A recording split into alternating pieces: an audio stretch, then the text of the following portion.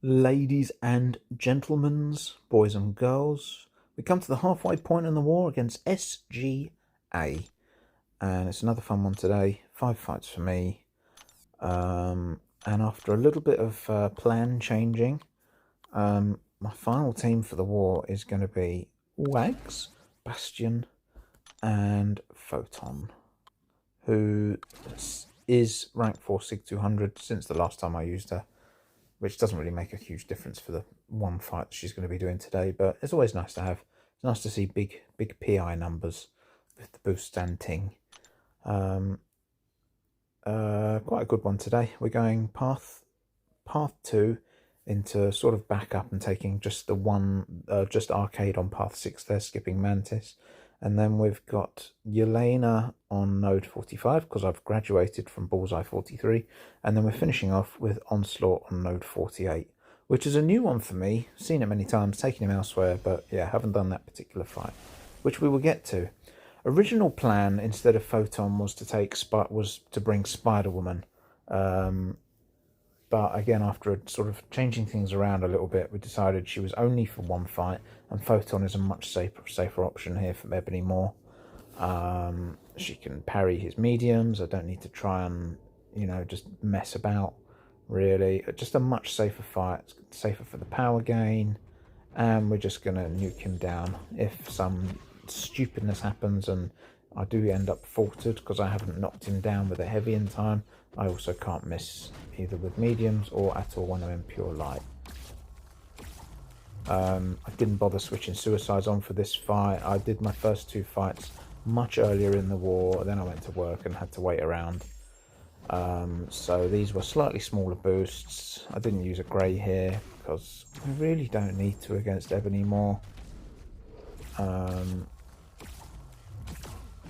yeah, he's obviously going down very easy. Would have been quicker with suicides, but I didn't want the one for the next fight, which is just as well, because we are going to make a mess. But Ebony Moore goes down extremely easily. Don't need to worry about any health loss. That's Photon's war done. Okoye on 11. Okoye isn't much of a defender, and this is a completely wasted node for her anyway. She doesn't have any extra power gain, so the amplify passives aren't going to do anything for her. I felt comfortable enough to just use a combat regen here. Again, I didn't use suicides for Bastion for this fight. I can ignore strike counter. If I'd have been big boosting and, doing it with everything else, I'd have used the power start 1 and gone for L2 and done a proper rotation. But here, I did get caught on the route.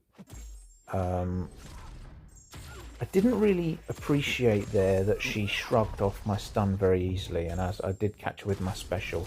But there she did it again. I'm thinking, what the fuck is going on? I feel my heart pounding. I felt myself get very much warmer. Palms sweating a little bit. Thank God that I'm technically not bleed immune and I've got regens here, because I was in trouble. And then I'm realising, shit, her L1 gives her endurance, which obviously means she shrugs everything off. So we have to switch to plan B. Not going to bother trying to parry to charge a heavy because she'll shrug it off. We're just going to go straight into combos, straight into L1 without ramping them up. Beat the root timer that time, and she goes down almost. There we go, a couple of hits and she's down. Easily enough, but yeah, made a hash of that at the start. Definitely underestimated her a little bit. And there we go. Now, by this point, we're slightly later in my day, still early in the war. Suicide's on for Bastion now. Again, the original plan was either Bastion or Spider-Woman here for arcade. And as much fun as Spider-Woman is, not all of her debuffs are severe. And so it would have just needlessly triggered Conflictor, and I'd have been fucking around a lot. Arcade would have been spamming L2s at the best case scenario, giving him tons of tokens, and it's just not an ideal time. So Wag's pre-fight on. We're going with Bastion. He doesn't put any debuffs. Everything's passive, and it's a good time. Because I do start off with poison on me, he did start with some tokens, so just needed to make sure the first thing I did was parry heavy to get rid of those, knock him down. I'm mostly respecting the combat deja vu, although it's not completely necessary. again, I just have to make mistakes if I'm going to get eaten by specials.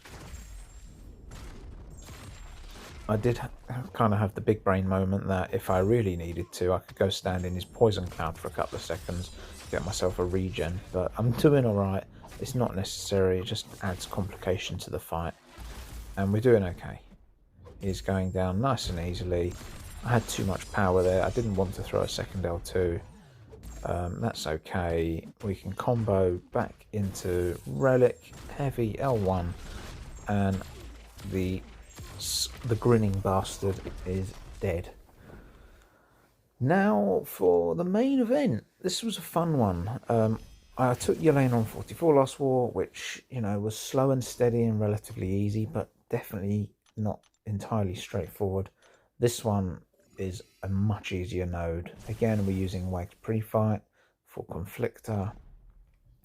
As long as I get a few parries in at the start, we're going to completely ignore Cold Snap. There's no Rupture here to have to play around.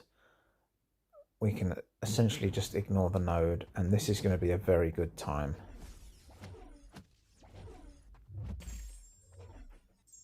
Slightly slow start, getting my parries in, having to wait around the longer stun times.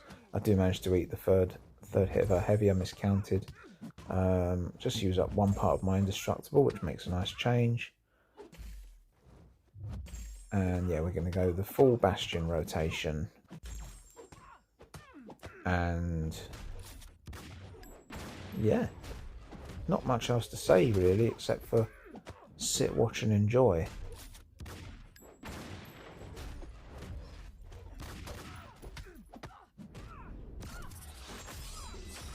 Not too much damage on the first L2 there, but enough. That's just Yelena being Yelena.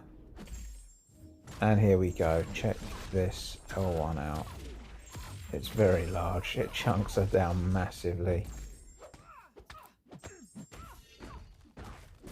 No time for her to throw another special. This L1 nukes her into the ground.